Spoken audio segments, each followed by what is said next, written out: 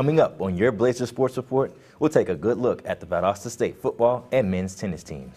Then we'll get an inside look at the VSU baseball and softball teams. Your Blazers Sports Report starts now. Hello, and welcome to your Blazers Sports Report. I'm Jessica Pope. And I'm Thomas Wright. Every year, a new group of freshmen take the court for the Lady Blazers basketball team.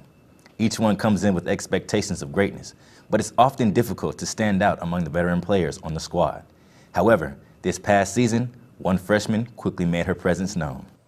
Thanks, Bernie. Hey there, Notre Dame fans. It's Thomas checking in with you for all things Notre Dame football.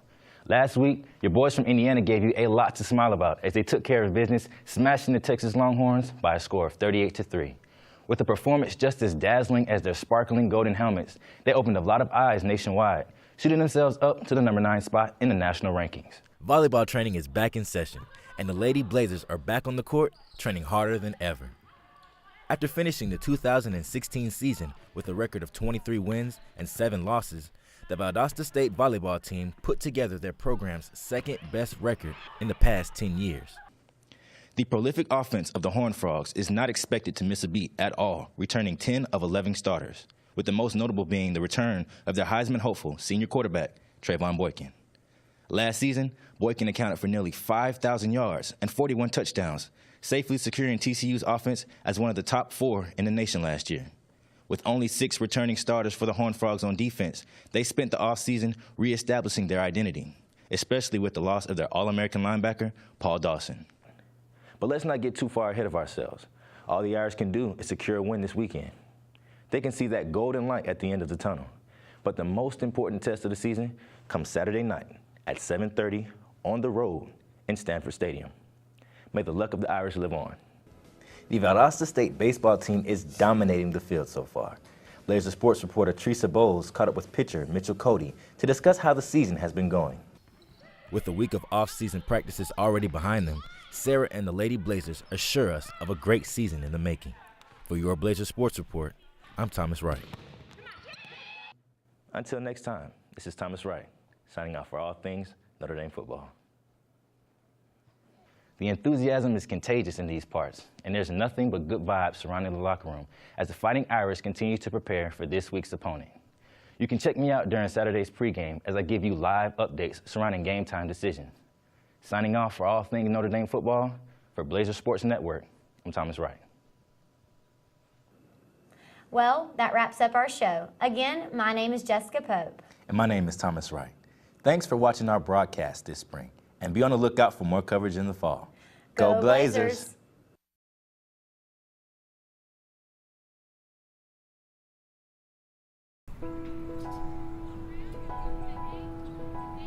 Glenville, Georgia. A town so small you wouldn't notice if you blinked passing through it.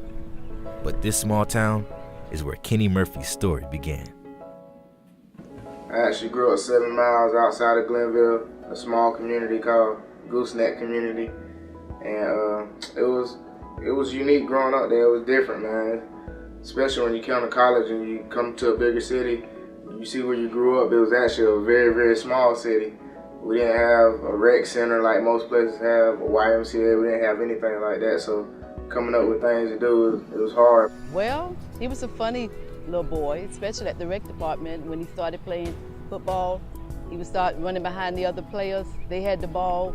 When they saw him coming, they ran the opposite way and dropped the ball. He was very energetic. He loved to go outside and play and place it with the basketball and football. And he was very humble little fella, loved it the outside. But little would he know, it would be Kenny's grade school coach that would be one of the first people to present Kenny with the opportunity to play football.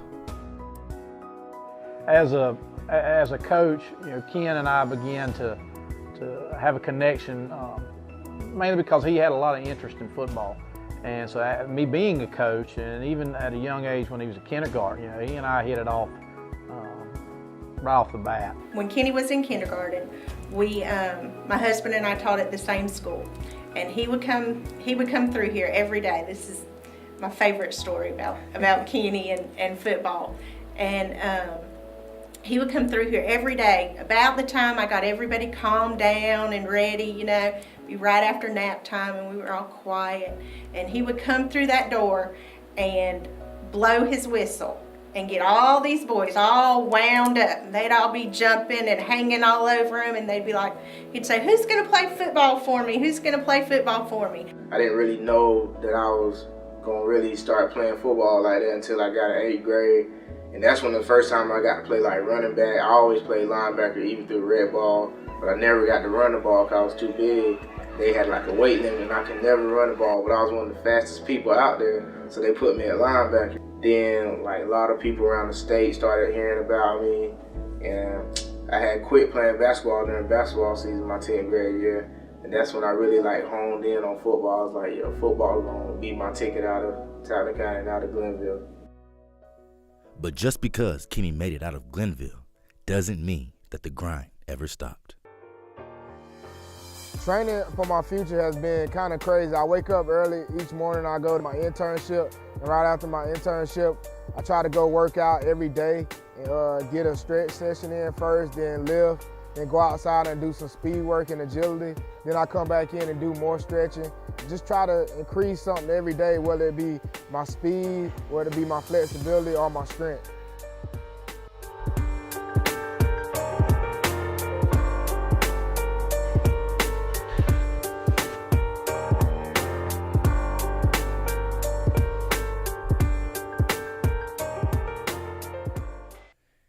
He came to Valdosta State grateful, hopeful, and ready to make his dreams come true. I chose Valdosta State over a couple other schools because it was a great school and my sister graduated from here and I knew about the area and I actually liked it. And I knew this team was a national championship winning team and I wanted to be a part of that. I mean, I started out here as a freshman getting to play some, and I was a part of the national championship team. And just being able to contribute to that team felt like a lot. I mean, I didn't win a state championship in high school. All I wanted was a region championship, but to win a national championship was really special.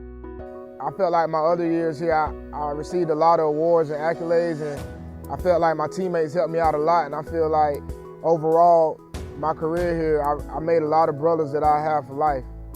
I always told myself I wanted to be in the NFL, so to have my dream come true would mean the world to me. And it also would mean the world to my family and my friends because they see me work so hard at it. I hope my future has great things in store. I work really hard at everything that I do because that's all I ever known how to do. And I feel like that's going to benefit me in the long run. Even though the speed limit in Glenville is only 55, Kenny Murphy is going 100 miles an hour down his road to glory.